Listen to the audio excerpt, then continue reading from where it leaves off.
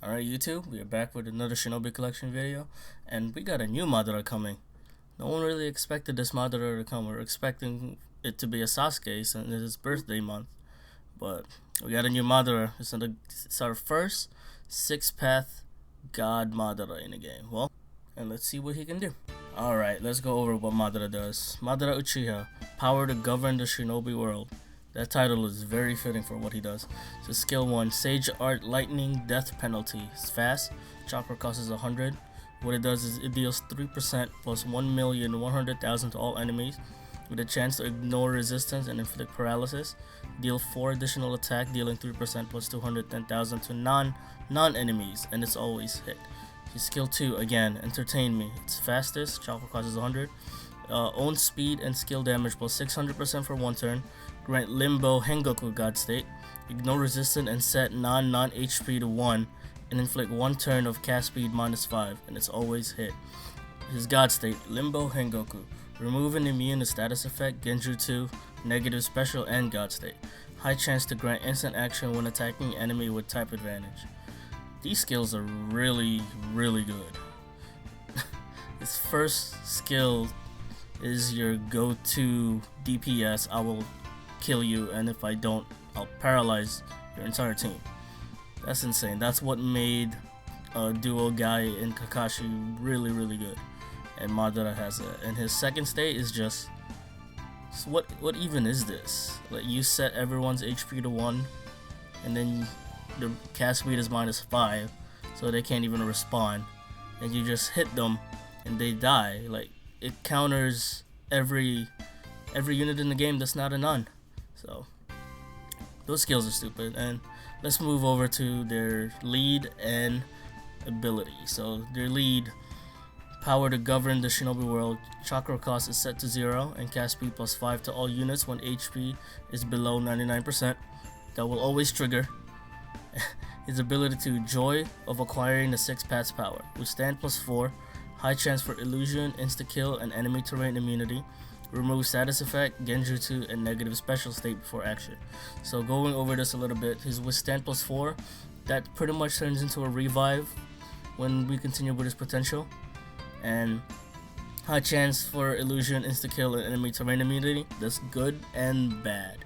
So it's good for insta-kill and enemy terrain immunity. But for illusion, it doesn't matter since most illusion ignores resistance, so he still will get hit by illusion. And remove status effect, Genjutsu, and negative special state before action. That's just really good. And his ability to confidence and completing the plan, ignore resistance and inflict illusion on all enemies at the start of battle, and chance for first strike. Grant Limbo Hengoku God State, and if there's a Konoha enemy, it's guaranteed. I don't think I have to even mention why this is good. This is Izuna on steroids. You don't need Izuna in his team because of this. And yeah. His ability 3, red type specialization and crush. Type advantage and damage cut +50% against red. And non-blue skill damage +80%. That just increases his damage, and that's pretty solid.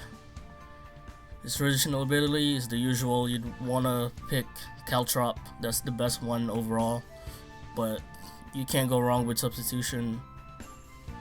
Anyway, it's just more tankiness.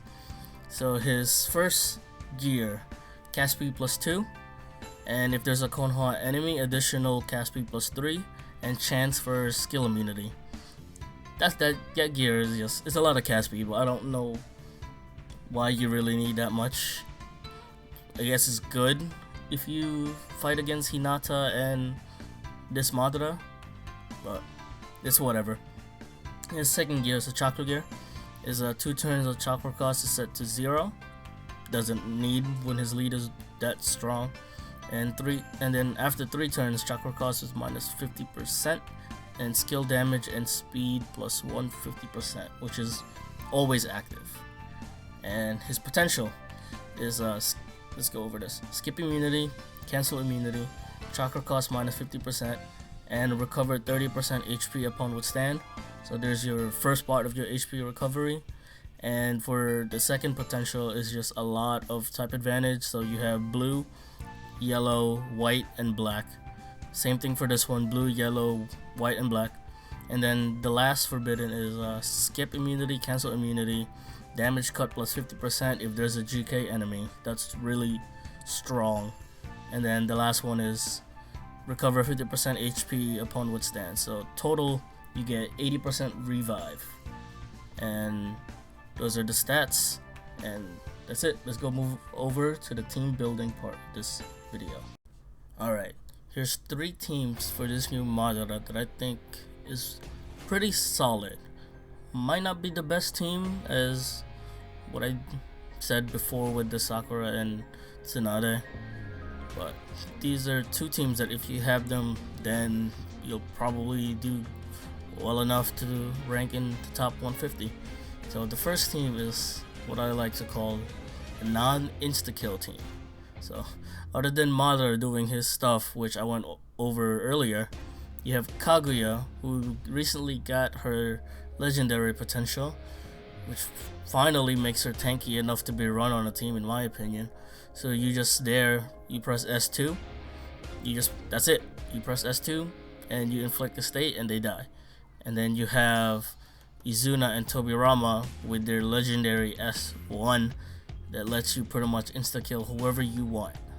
So it's just a simple team. You S2, you S1 with Izuna and Madara, and then with the new Madara you just S1 and then you actually want to S2 first to get their HP to 1, and then with all the additionals that you have, because I think all 3 of them have pretty good additionals, even though with Kaguya you definitely need LP.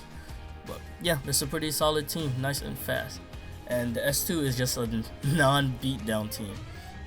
You have the blue Madara, who is getting a legendary potential tomorrow when the new Madara comes out.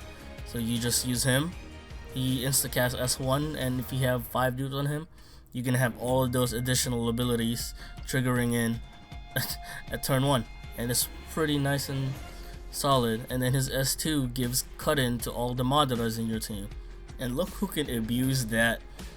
God's sake, you got the new Madara just cutting in, dealing damage. If you inflict weakness damage, you get more turns to do your stuff. So this team is here to take advantage of the new Madara, while the first team is more of just clearing fast. So yeah, and with that, let's move on to the next part of this video, which is he worth it? Should you summon for him? And let's get to that now. So how good is this Madara, and is he worth your gems? And in my opinion, it depends. It really depends on your box. If your box is focused more on Akatsuki and Konoha, then this Madara is probably a skip. You need a full non-team to really take advantage of this Madara, because the moment you bring a Konoha in your team, and then the moment you bring an Akatsuki in your team, you're kind of already breaking the purpose of this Madara, because now your team is vulnerable to all the other type that counters it. And Madara looks at every enemy that's not a nun and then just destroys them. So if you see a Madara on the enemy team and you're running like a Konoha or a Akatsuki alongside Madara, then you're kind of putting your Madara like he's gonna be susceptible to all of these damage, and you don't really want that. That's why you kind of want a pure non-team. I mean, you can have a budget non-team with like Madara and like a zero dupe of the other non, but like you kind of want to have max limited potential units. If you don't have those, then it's kind of not worth it to run a Madara. And if you have the Madara with 0 dupes, he's a really good unit, even at 0 dupes. He replaces Izuna in every team with 0 dupe, but that doesn't take advantage of what he brings. And just with that, I would probably put him in just the middle tier, the summon tier, because you need a full team to use him, and not a lot of people have the necessary non-team like the non-allies, to use him. And like with Akatsuki has so many supports where you don't need them to be at max limited potential.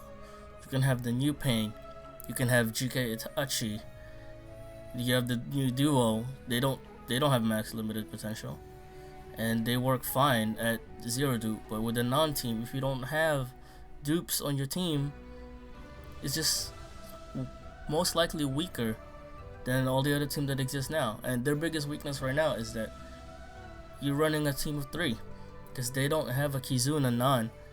And if that comes out later this month or later this year, then that might change everything. But as of right now, I don't think he's a must-have because it's expensive. You need so much resource just to make use of him. And even with how strong he is, like zero dupe might be enough, but like, is that enough for you to stop using Akatsuki? Is that enough for you to stop using Konoha? Probably not.